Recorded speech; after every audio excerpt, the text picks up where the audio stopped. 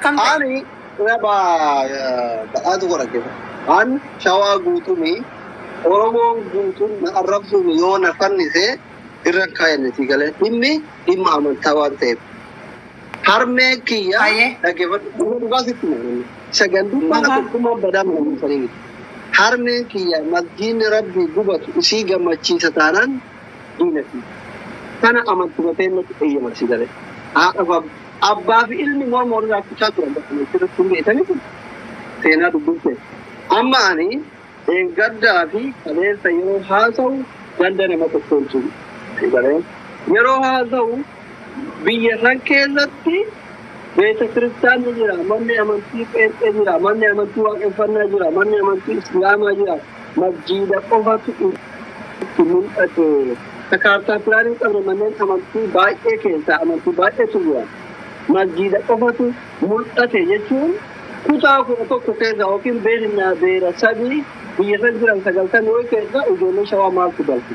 Kan kana jedhe gandattuu godhan. Dhaggeeffadhu waa'ee amantaa waa'ee amantaa kanarrattis waa'ee maskinni gubatee soo ta'e yaasidi. Hundumti keenyayyuu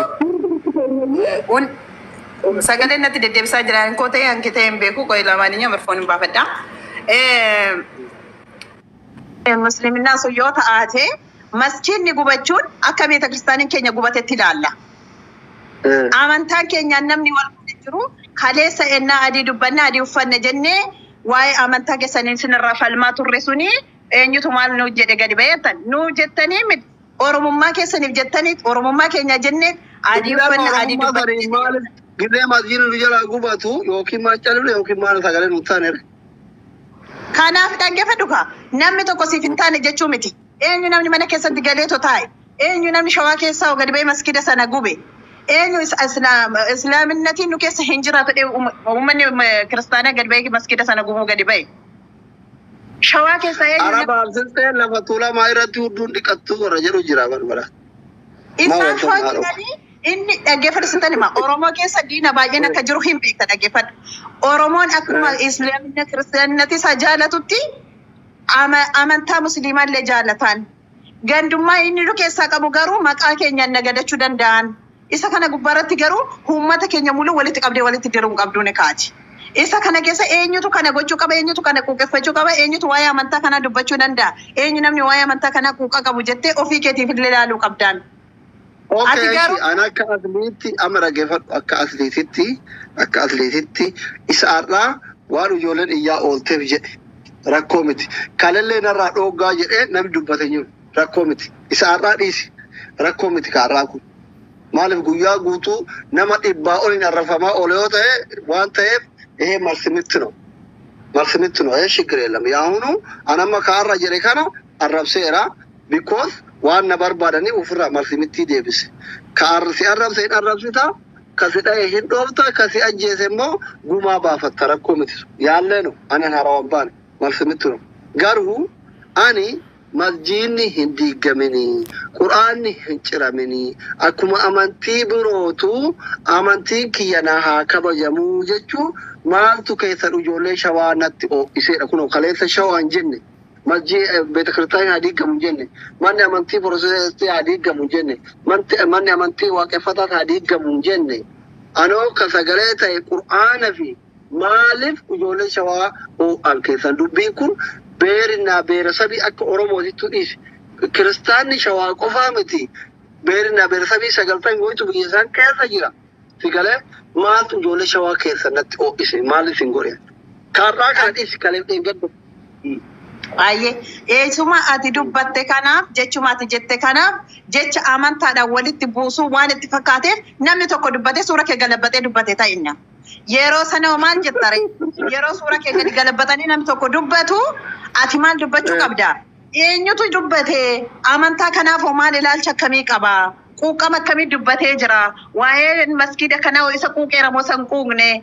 jettee hin dubbatteetta argiteetta hubatteetta jala isaanii yoo deemte inni tokko suura keerra galabbata oolee shawaa taatu eessaa taatu hamboo dhuftee gondarii dhuftee hamboo himatti hamboo dhuftee gojjam himatti hundi tisheeyyuu wal bukeessite amantaa fi biyya ishee kan hin beekne walitti diraa waltiini isa kana keessaa immoo kan ati hunduma isaanii walitti qabdee cafallaqxee maaliif eenyummaa isaanii sana xaltee maaliif sortee sana caatee hin laalle dhuguma immoo hormummaa ijoollee shawaa kuni quuqqama amantaa kanaa qabumoo quuqqama maskiida kanaa qabumoo jettee maaliif hin hubanne kan har'a guyyaa kana suura kee galabbatee duratti si galabbataa oolu kan si galabbatee si arrabsaa oole bichaadha maal ijoollee shawaa maqaa baaftee kanama ijoollee shawaa sitti duulan.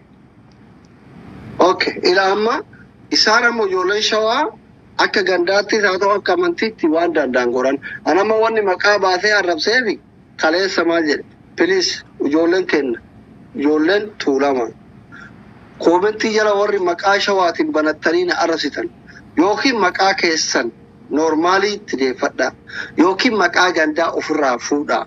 Kasanirraa hafe maqaa gandaatiin dhuftee viidiyoos banattee koomentii jalatti na arrabsita taanaan ganda kees haara abbaa kees maarroo kees ati nan kabajju taanaan amantii kiyya nan kabajju taanaan wal deebii walii deebifnaa ijoolleen hiriyoonni kiyya mootu narra dhoogaa jedhee haasa'ee osoo ganda namaan tuqin deeme. Guyyaa yoo xiqqaate nama dhibbaa ol kumaatama lakkaa'amuun arrabsaa oole isaa irraanuu darbee akkaawuntii kiyya guddaan gubate. Darbaayyuu argeera darbaanuu suura kee galabbatamaa oole. Garuu maal ta'eeti? Anamma jechuudha.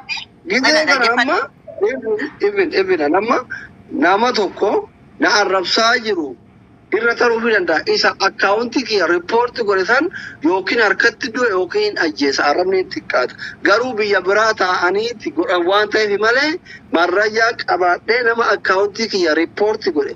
Sigalee takki hin ajjeesa takki harkatti du'a ganaadhaan dhumne barama dubbiin ka'uusa bara. Sigalee kanaaf anamma akka obboleettii kiyya tokkootitti amantii keetirraa rakkoon qabu obboleettii kiyya intala Oromooti ganda keetirraa rakkoon qabu sigalee akkaawuntiin yoo ka 300 wayillee gubate kunoo haarawa qabna ammallee yoo banadhe ani namni hordoftoonni kiyya every bonaa ganna hin hir'atan. Kanaaf immoo ani hangafa hin beekta waggaa 6 torba miidiyaa kanarra jira sigalee ani yeroo di Facebookin dhibbaa ol turarraa gubate. Ina dhiyuma kana gubate baatii lama dura amma 40 qaba argitee miti achirrallee akkanuma jiran. YouTube illee nima gubate. Amma TikTokin kiyya doolaara 10,000 wajjin gubate. Amma nama mallaqa akkaawuntii dhabeemi mallaan tokko jalaa badeetti fakkaadhaan hin fakkaadhu. Because waan irratti muradhesan irratti ani amma jechuudha maaliif masjiida dubbatta amantii keetiif dubbatta yani na arrabsuumi akka gandaatti Oromoon miliyoona 50 jiran kun yoo dhufee dhagaa tokko qabatee yookiin eeboo tokko qabatee na wawwaraane lubbuun kiyya garaana nyaatu. Kanaaf ammallee akka obboleettii kiyya jaaladhu tokkotti wanni sitti himu ani ganda kamirraayyuu jibbaan qabu. Yoo aare even isin obboleewwan kiyyaa miti ijoollee arfiitu gizee isin na gubde muka itti naqaa oola kun beekama. Ijoollee harargeetti wallolaa ool ijoollee arfiitti wallolaa ool ijoollee jimmaatti wallolaa ool algaa isaan keessa darban dhaqee gurra keessa garaba guddaan isaanii narraa oologan amma jechuudha ankasin jedhu akkaawuntii kiyyaa guban ijoolleen keessa ijoolleen ka gube ijoollee shawaati mi ijoollee islaamati miti ijoollee arfiitti miti wallahi isa dhugaa rabbi sitti hima ijoollee jimmaati miti kiristaanaa yaa ta'u dhaggeeffataasti dhaggeeffata waan ta'e beektaa na dhagaye warra jedhatan akkaawuntii kiyya ka gube ijoollee shawaati. Akka isaan godhanii ani dubbanne kanaaf waan gootan yoo dandeettan obboloota kee hangafoota kee nama jajjabaattillee himi dhooki. Dhaggeeffata ta'uu fi dhaggeeffata akka eenyummaa kootti miira tasgabbii malee dhaggeeffata waan tokko sitti dhaggeeffatu. Nuti islaamatti wallaahi qoosne yoo jedhan sigalee ummata islaamaatti dhuma hagaa. Dogoggorte dhaggeeffatu ennaa kaleessa miliyoona meeqa sin dursa jechuudha sin dura siniyyuu miti sinis illee harrumallee qabsoon Oromoo keessatti warreen lafee isaaniitti cabanii dhiigdi isaaniitti dhangala'ee lafeen Oromummaa itti cabee Oromummaa isaaniitiin kaleessa itti cabaa turanii du'aa turanii yeroo sana amantaaf namni wal hin jiru. Maskiinnis haaraa miti kan gubatu manni kiristaanaas haaraa miti kan gubate miliyoona meeqatu gubate manni kiristaanaa meeqatu gubachaa bee miti. Muslima gube jedhee way dubbate Oromoo gadi ba'e. Inni kun bakka jiru manni amantaa kiristaanaa gubachaa dhaba ture. Mana keessa mana islaamaa bichaa miti kan kaleessa gubateen. Haa ta'u malee shawaatu gube, arsiitu gube, jimmatu gube way jedhee Oromoon gadi ba'e.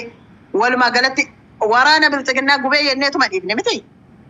Kuni amantaa keenya irraa quuqawwan qabaniif gubanii amantaa keenya gubanii nu gubanii jenneetuma gubannee dhiisnee ofii keenyaaf jechuudha.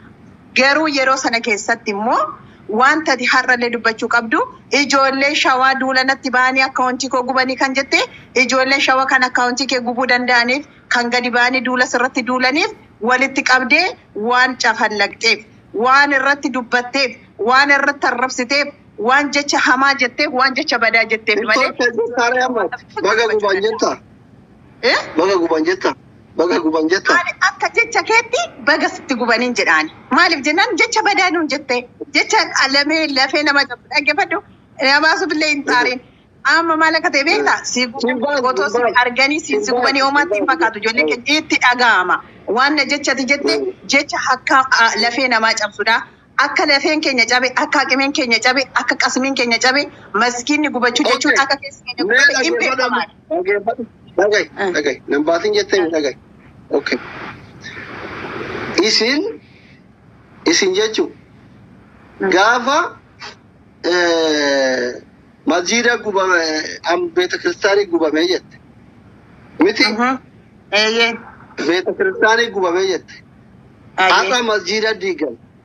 Akkaawuntiin kiyya rakkoo miti. Kunoo akkaawuntii kan irratti illee agaruun dalaalaa jira. Kanallee guban rakkoo miti. Kan kiyyaan nama dhuunfati. Garuu an akka asliititti beeta kiristaanni manni amantii kee tuqamee sitti qoosee beeka. Qoosuu danda'amu kun angaaraa koo miti. Kan ijoollee shawaa laallatu miti. Kan uummata hundaa danda'udha. Kan siin jedhu jiru kana bar keessammaa qoosa warra baga diigame jedhu kan nuti mootummaan nurraa diiga jedhe malee shawatu diiga hin jenne. Amma afaan dhibba dubbatin ijoolleen keessan inni kun lafa tuulamaa irratti hurduun dhiqattanii jira. Inni kun mootu baga diigamee jira.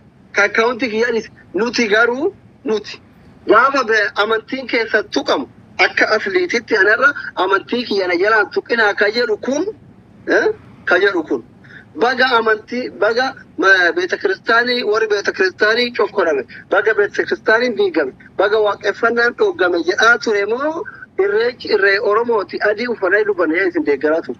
Kan luqa madda akka kiyyatti. Kuni uummata keessattis taanaan kan amantaa keessattis taanaan akka eenyummaa Oromummaattis taanaan adii uffanna adii dubbanna kan jedhee Oromoon dubbateef eenyummaa isaatiif amantaa isaatiif jedheeti. Amantaa isaati. Nuti amma har'amoo gaafa masjiidni gubatu isin warri adii uffatu adii dubbatu sun warra itti gammaduu mire. Maaliif eenyutu dubbachuu dhiise? Eenyutu adii dhoksee gurracha dubbate har'a? Eenyutu gurracha adii godhe har'a? Masjiidni diigamii jechuun keessan maaliif masjiidni diigamini jechuun kiyya anoo shawaa diiga jenne ka mootummaa diiga jedhe isin keessan maaltu isin dhukkubseedha bara magaafin kiyya. Ati yeroo sana dhaggeeffadhu gasa kanammoo yoo ati gadi baatee maskiinni sila gubate quuqama ati aariidhaanis qoosaadhaanis kana keessa fiddee waliin maktee yoo ijoollee tokko tuqxe ijoolleen tokko suura kee galabbataa oolti. Gaaf sanoo tokkos gadi baatee kaleessa eeggadda nam tokko kaleessa sarara isaa ta'u dhaggeeffadhu. Kaammaati miti kaammaa kaleessa eeggadda ganda tokko tuune nama tokko maqaan kaafne. Kanaaf amma sana keessatti waan nuti jette. Dhugaa feetamu amma toma dhugaa wajjinee nama sobaa wajjinee. Dhugaa dami. Dhaggeeffadhu ati asili waan hundumaa fi Ela dhaga'i dura na dhaga'i sonarraa ampaan maaliti hima. Ankalees deengaddas ganda namas hin tuqne maqaa namas hin tuqne mana amantii islaamaa ka gubateef sagalee ta'e saniif akkam sagalee ol fuudha. Maaliif sagalee ta'aaf ijoolleen keessan duulan. Isa duulichaa atillee gargaarii itti fufi. Ilaani nama amantii kiyyaanatti dhufee hin araaramuun sigalee dhiifama sin gaafadhu wal dhiifama sin gaafadhullee hin jiru. Abbaa fedhu badhaatu haa ta'u, fedhu bashaadaa haa ta'u, fedhu abdallaan haa ta'u, fedhu aslii haa ta'u, aslii biraa haa ta'u, ka amantii kiyya qabu haa ta'u, maaliif masjiida diigamuu dubbatta? Fedhu arsii haa ta'u, fedhu shawaa haa ta'u, fedhu wallaggaa haa ta'u, fedhu guji abbaa fedhe haa ta'u sin jedhama. Walau kana abbaan dhalchi haa ta'u. Nama maaliif amantiin masjiidni rabbii diigama waan jedhu baga diigame yookiin maa diigama an jedheef akkaawuntii kiyya riippoortii na godhuu miti yoo asiin billaanatti qabe morma jala qabas hin jedha. Kana firri mee Oromoon baga gubate maskiinni kun jedhe jira asii adaraa rabbii. Keessaniif galatoomii nuti Oromummaa keessaniif. Asii qofa miti kan dubbachuu qabu bar. Mubaarak Obaaf tufee igirrisee jalli naddaata oliin urgaa walaabuu